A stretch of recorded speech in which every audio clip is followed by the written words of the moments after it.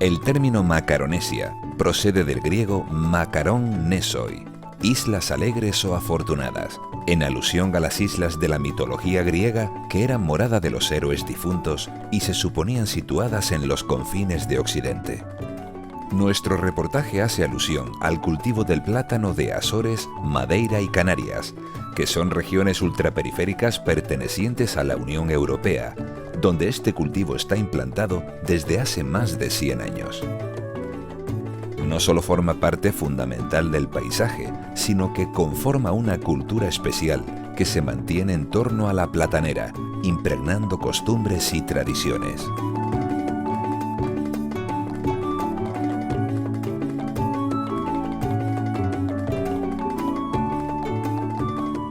Además, proporciona trabajo y recursos a un porcentaje significativo de la población. Configura la vida cotidiana de los pequeños pueblos, teniendo una gran importancia económica, social y medioambiental. En las zonas más bajas de las islas se han conformado pequeñas unidades productivas que a las dificultades surgidas por su tamaño suman otras como el mismo hecho insular, las comunicaciones limitadas y la escasez de agua. Aún así, se aplican múltiples técnicas innovadoras que convierten a algunas zonas de estas regiones en las más productivas del mundo. Las labores propias del cultivo tienen carácter artesanal, atendiendo cada planta una a una.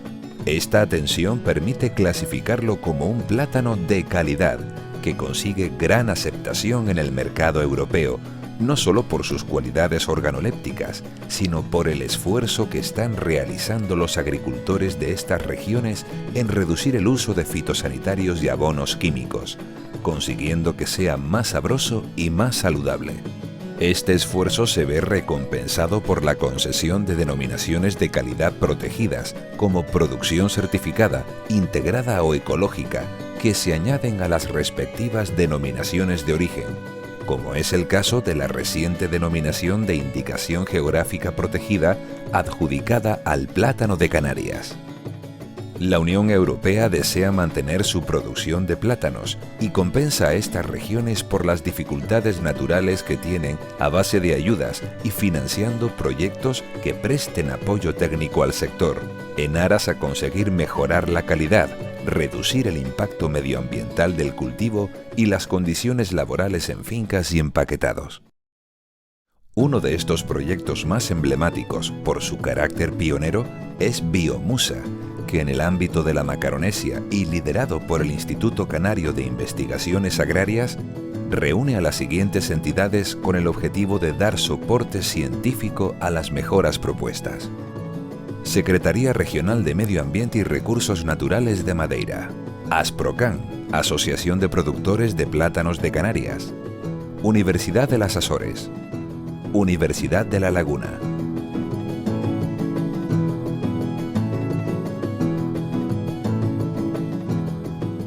Estas entidades participan en distintos grupos de trabajo formados por agricultores, técnicos de campo, comercializadores e investigadores agrarios, donde unen sus esfuerzos para estudiar y transmitir las técnicas de cultivo que permitan, sin perder rentabilidad, una producción sostenible.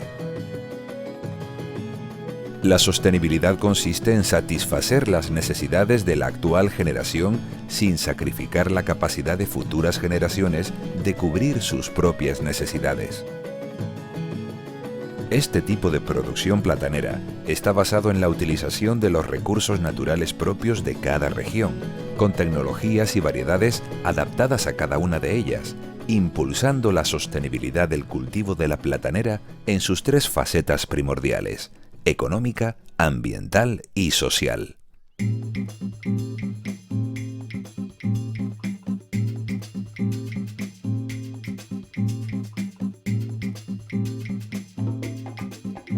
Simplificando mucho, se puede decir que la platanera es una hierba gigante que se desarrolla en un ciclo productivo que finaliza con la emisión y maduración del racimo. Este ciclo en los subtrópicos suele tener una duración de entre 14 y 18 meses. Su continuidad está asegurada por los hijos basales que emite la planta a lo largo de todo su periodo vegetativo, aunque la obtención de planta in vitro permite cultivar la platanera como cualquier hortícola, planificando el agricultor la época y el marco de plantación. El objetivo principal de producir platanera in vitro es producir una gran cantidad de plantas en poco tiempo, y lo que hacemos es clonar, multiplicar la planta, sacar como copias idénticas de la planta madre de la que partimos.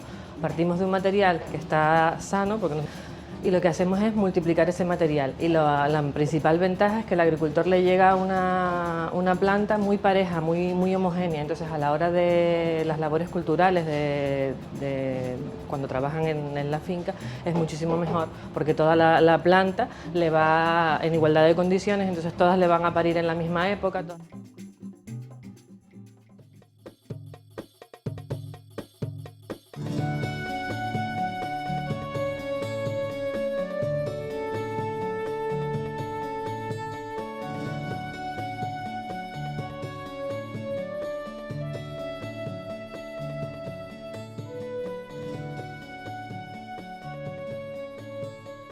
Este hecho otorga al agricultor una cierta elasticidad y precisión en el manejo de la temporalidad de la cosecha, pudiendo llevar los picos de producción a los momentos de mejor precio, con lo que optimiza el manejo con buenos resultados económicos.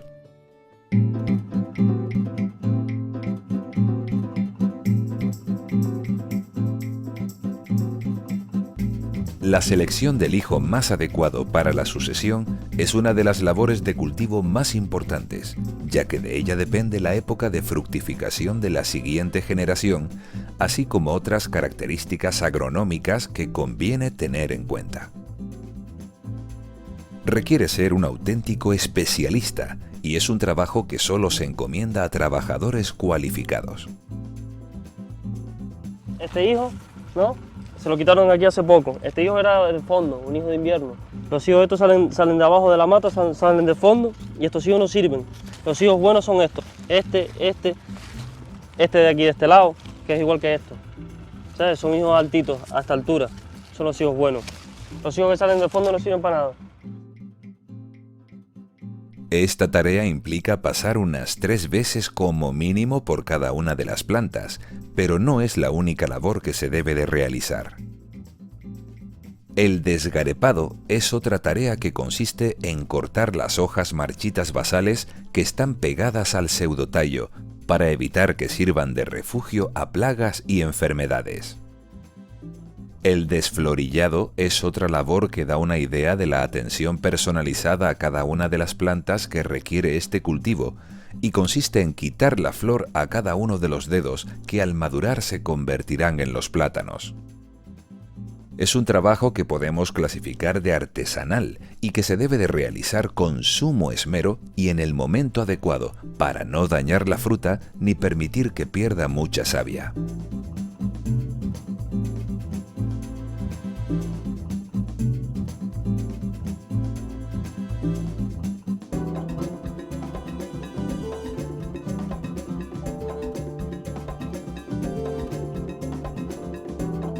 Una vez desflorillada se recomienda embolsar la piña, ya que con ello mejoramos la maduración y llenado de la misma y la protegemos de golpes y rosaduras. Se realizan pruebas con bolsas de distintas características para comprobar la que ofrece mejores resultados.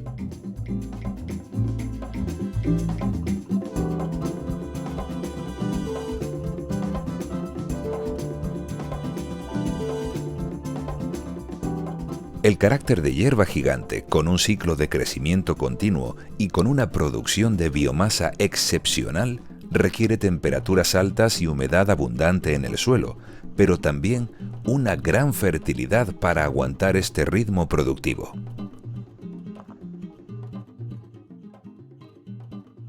Y es precisamente en el suelo donde radica la clave de este cultivo. Un suelo vivo, rico en materia orgánica, es un suelo sano, y si está equilibrado, es un suelo fértil, y los agricultores de la platanera, que saben que es un cultivo muy exigente en aportaciones, están muy interesados en darle un correcto tratamiento que impida que se esquilme o se desequilibre. El equilibrio físico-químico del suelo juega a nuestro favor tanto en la calidad nutritiva de la fruta como en la disminución de incidencia de plagas.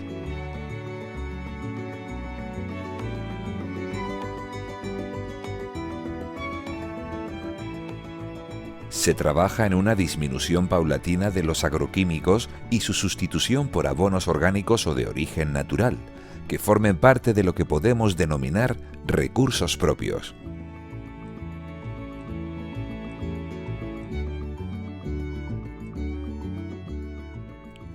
En este sentido, juega un papel importante la asociación de ganado con las explotaciones, ya que el complemento del estiércol que producen es fundamental para crear un edafosistema con fertilidad suficiente y renovable. Cerramos el ciclo alimentando los animales con restos del empaquetado de los plátanos, aprovechando un recurso que se convertiría en residuo de no ser así. Se está estudiando el aprovechamiento eficiente de estos subproductos y analizando su composición nutricional y la posibilidad de ensilaje para conservarlos, ya que hay épocas de sobreproducción y otras de déficit. El estiércol se suele aplicar directamente, aunque hay quien prefiere compostarlo. Otra estrategia consiste en la disolución de compost en agua que se oxigena y complementa con sales minerales, formando el denominado té de compost. Este té se incorpora directamente al sistema de riego.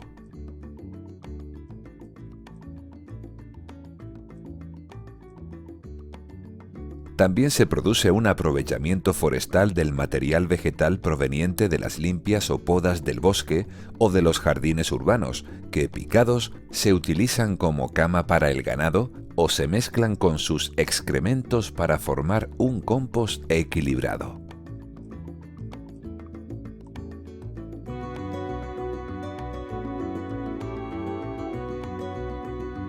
Se recomienda la incorporación de toda la biomasa que genera la platanera y su triturado favorece la descomposición y evita que sus restos sirvan de refugio a insectos indeseables como el picudo.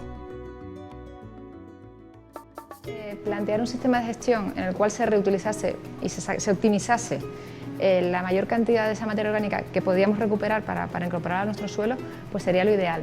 Desde el punto de vista de por dónde van las tendencias del plátano de aquí hacia adelante, teniendo en cuenta pues una cosa que te he comentado antes, que los precios, por ejemplo, de los fertilizantes, de los insumos químicos de síntesis han subido, ¿no? Teniendo en cuenta además que las normativas europeas cada vez son más estrictas en cuanto a qué se usa y qué dosis se ponen y los plazos de seguridad, y hay un montón incluso de productos que se han descolgado de la legislación porque se ha visto que no son adecuados, ¿no? Y teniendo en cuenta también, que yo creo que eso también es muy importante, la presión que puede hacer el consumidor. El consumidor ya está como más, yo creo que es más sensible a los temas medioambientales. Ya yo creo que todos como consumidores cuando compramos no solamente nos planteamos compro lo más barato, sino qué estoy comprando y qué supone esto desde el punto de vista medioambiental, desde el punto de vista también de mi salud. Entonces, yo creo que con esos tres puntos de referencia, yo creo que cada vez iremos más a un cultivo de plátano más sostenible, porque el propio consumidor también lo está demandando. Entonces, inevitablemente hay que pasar por ahí. Y entonces, bueno, pues eso supone sustituir pues todos esos químicos que se echaban al suelo, pues por ejemplo por materia orgánica. Evidentemente, cuando más materia orgánica hay en un suelo, más vida microbiana va a haber en ese suelo. Uno de los avances más destacados en las investigaciones sobre biodiversidad edáfica está relacionado con el estudio de la microbiología del suelo, del que forman parte importante las micorrizas, que intervienen en la movilidad y reciclado de los nutrientes. La palabra micorriza se formó a partir del término griego micos, hongo, y del vocablo latín rhiza, raíz, y consiste en la asociación simbiótica de un hongo con la raíz de una planta. Esta asociación permite a la planta una mejor asimilación de nutrientes, especialmente el fósforo, de baja disponibilidad en suelos volcánicos, mejorando su nivel nutricional, la salud y la productividad de la planta. Por su parte, El hongo se beneficia de los exudados que le proporciona la planta y que consisten fundamentalmente en azúcares y almidones que necesita para su alimentación. Esta asociación permite a la planta ampliar la superficie explorada de suelo hasta más de 10 veces, con lo que esto supone en relación con la búsqueda de nutrientes y agua, aumentando también su anclaje. Esta simbiosis mejora además la estructura del suelo y la vida microbiana que alberga. De una forma tradicional, cuando se habla de fertilidad, siempre se piensa en aspectos químicos o en aspectos físicos y, sin embargo, toda la microbiología del suelo es muy importante, es trascendental para que los suelos funcionen y para que los suelos sean fértiles. Lo que pasa es que es algo relativamente novedoso y entonces no hay tantísima documentación y tantísimos datos como para saber qué ocurre en los suelos desde el punto de vista microbiológico. A partir de ahí, pues se plantean una serie de proyectos en los cuales el planteamiento es estudiar qué ocurre con la microbiología del suelo y cómo se puede relacionar eso con la fertilidad. Al igual que la fertilidad del suelo se contempla desde un manejo sistémico, el control de plagas y enfermedades debe de estar conformado por una serie de prácticas que, integradas en un plan de acción, den como resultado la total producción del cultivo, garantizando no solo su sanidad, sino también su inocuidad, evitando daños por plagas y enfermedades, pero también evitando restos de fitosanitarios en la fruta. Estas técnicas se apoyan fundamentalmente en el control biológico de plagas y enfermedades, los trampeos, las prácticas culturales y los tratamientos preventivos con productos no contaminantes ni perjudiciales para la salud y que respeten los agentes de control biológico. El picudo es un escarabajo muy pequeñito que causa un daño increíble en la platanera. A nivel mundial, el picudo es la plaga más importante en plátanos. Personalmente pienso que es lo primero que tenemos que atacar.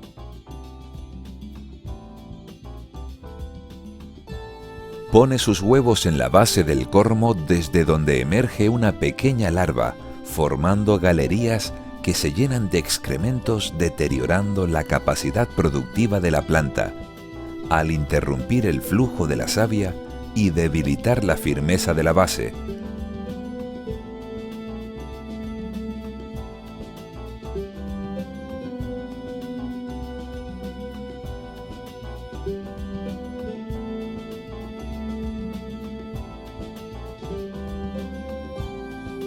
Llegando a provocar su caída después de la aparición si el viento sopla con fuerza o no se ha amarrado bien.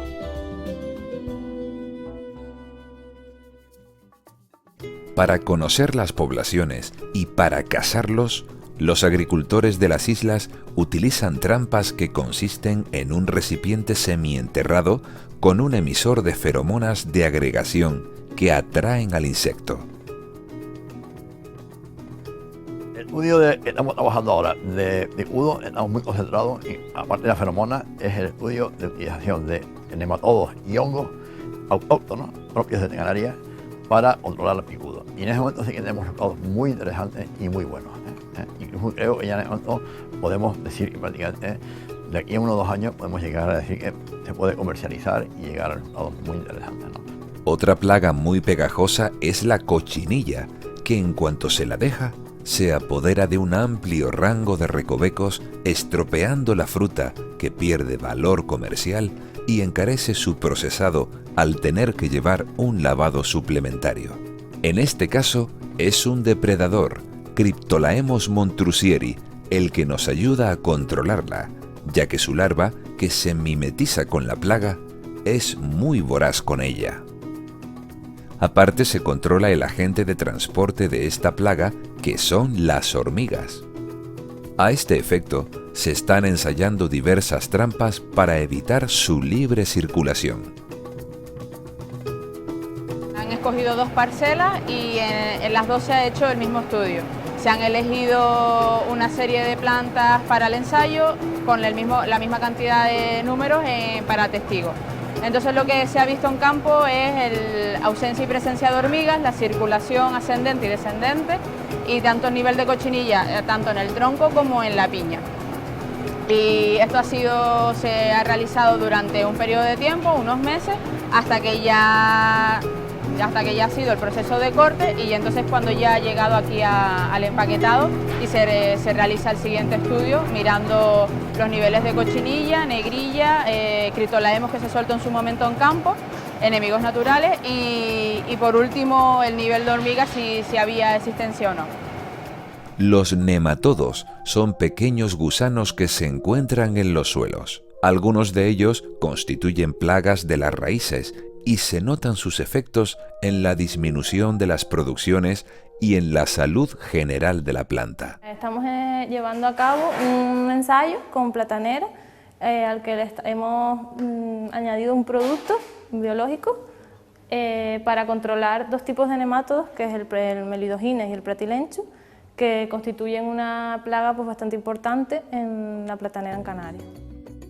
La Universidad de La Laguna participa como socio en este proyecto y dentro de ese proyecto tiene encomendada una tarea muy específica en el área de investigación, que es la búsqueda de hongos endófitos asociados a la platanera, con el fin de tratar de encontrar algunos de estos organismos que se pueda utilizar para el control de plagas y enfermedades de este cultivo.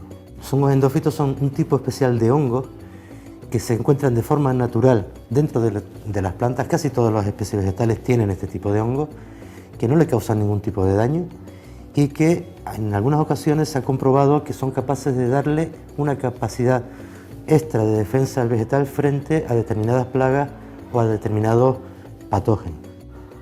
Nosotros vamos a la platanera, hacemos unos muestreos, extraemos tejido sano, además hay que buscar en plantas sanas, y de esos tejidos sanos aislamos esos hongos. Luego esos hongos los cultivamos en laboratorio.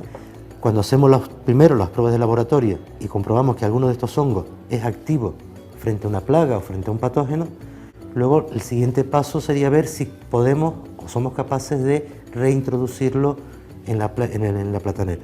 Entonces, nuestra idea sería introducir o inocular esa especie de hongo endófito que hemos visto que tiene esa actividad, introducirlo en las plantas y comprobar si realmente les da una capacidad de defensa frente, por ejemplo, al picudo o frente al mal de Panamá. Este es un hongo que hemos aislado en La Palma, en fincas muy antiguas de platanera, y que cuando lo hemos hecho los ensayos de antagonismo responsables del mal de Panamá, nos hemos encontrado que este hongo inhibe el desarrollo del patógeno. Es verdad que eso ocurre in vitro, si ocurre dentro de una placa Petri. Posiblemente esa zona de inhibición del crecimiento se deba a algún compuesto que está produciendo este hongo y que interfiere en el desarrollo del patógeno.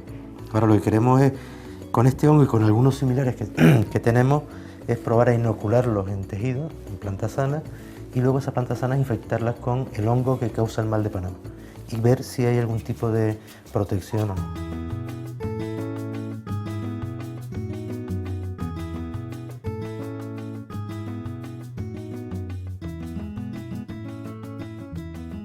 Hemos destacado el primor y el cuidado individualizado que requiere el cultivo de la platanera y cómo en las producciones europeas los agricultores están mejorando día a día las técnicas de manejo para evitar los efectos indeseables que el manejo intensivo pueda ocasionar al consumidor y al medio ambiente.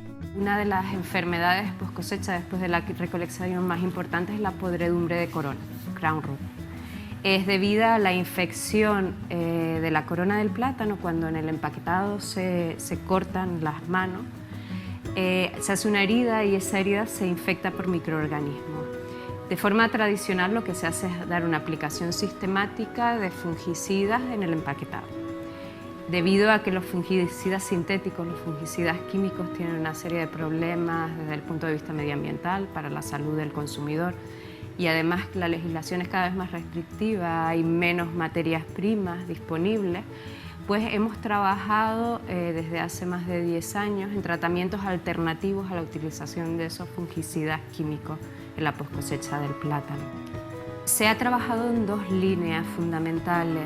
El doctor Antonio Marrero trabajó a finales de los años 90 en tratamientos térmicos que inhibieran esa enfermedad, o que inhibieran los microorganismos que crecen y son causa de esa enfermedad. El otro grupo de trabajos ha consistido en el uso de tratamientos naturales, de productos naturales, obtenidos a partir de productos naturales, para la podredumbre de corona, para inhibir el crecimiento de microorganismos. Se han completado esos trabajos en el año 2010 por Eduvigis Dort, y ahí se han probado productos como el tomillo rojo, que dio muy buenos resultados en los primeros trabajos, la canela y una serie de ácidos orgánicos y extractos de semillas de productos cítricos. En general, los resultados de este tipo de trabajos con productos naturales son limitados, son buenos pero limitados. Entonces siempre hay que usar una sinergia con otra serie de tratamientos para reducir el inóculo, es decir, tener una buena higiene en campo, una buena higiene en el empaquetado y además utilizar técnicas durante el cultivo y durante el empaquetado que tengan en cuenta minimizar esta enfermedad. La trazabilidad se mantiene en toda la línea de producción, así como la calidad que corresponde a cada clasificación.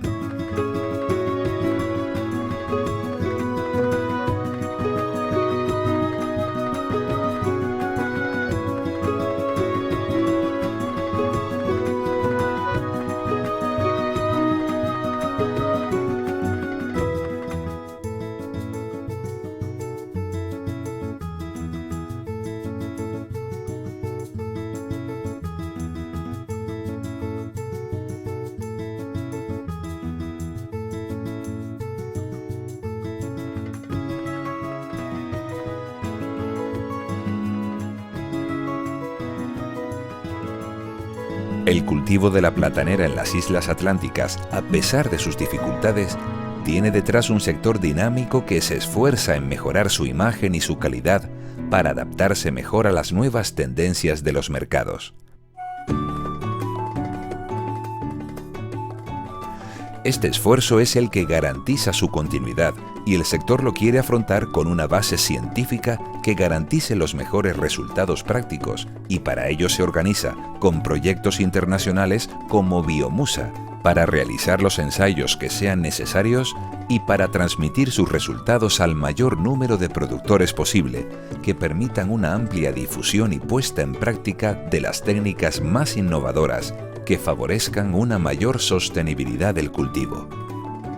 En muchos aspectos esta adaptación exige esfuerzos notables para mejorar, y cada cual lo realiza con el apoyo de sus vecinos, de sus cooperativas, de sus investigadores y técnicos, paso a paso y con la conciencia de que es un cultivo que el platanero lleva en la sangre, en la tradición, en la cultura, en el paisaje, pero que admite la investigación, la innovación y el desarrollo de técnicas amigables con el medio ambiente, sin perder rentabilidad ni calidad.